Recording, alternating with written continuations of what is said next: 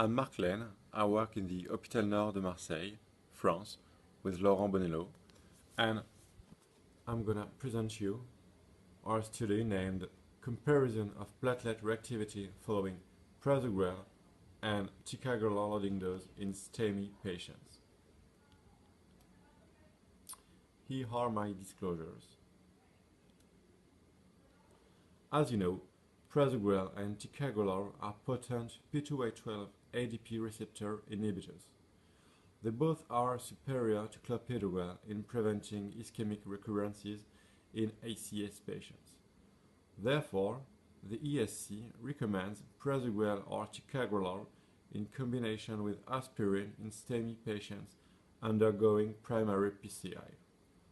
However, as you know, they both increase the rate of bleedings compared to clopidogrel.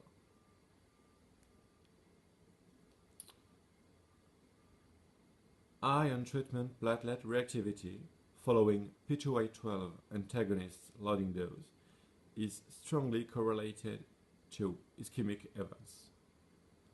Also, low on treatment platelet reactivity following P2Y12 antagonist loading dose is clearly correlated to bleeding events in stented patients, as you can see in this figure.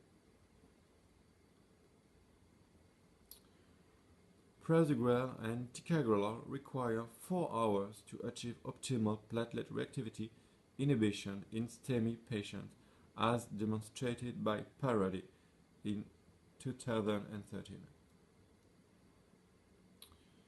The aim of our study was to compare the level of platelet reactivity inhibition following Prasugrel or Ticagrelor loading dose in STEMI patients undergoing primary PCI. Therefore, we conducted a prospective monocenter randomized study that included consecutive STEMI patients undergoing primary PCI to receive to receive either 60 mg of Prasugrel or 180 mg of Ticagrelor. Platelet reactivity was determined by the VASP index 6 to 12 hours following the loading dose.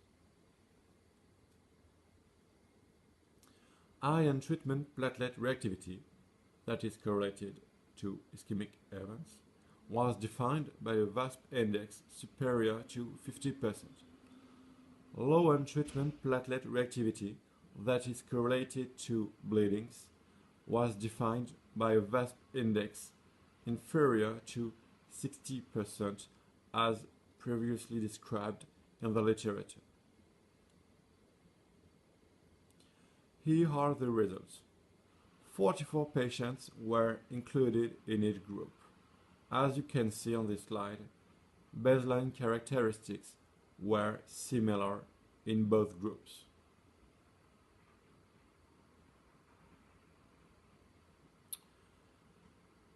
On this figure, you can see on treatment platelet reactivity in each group.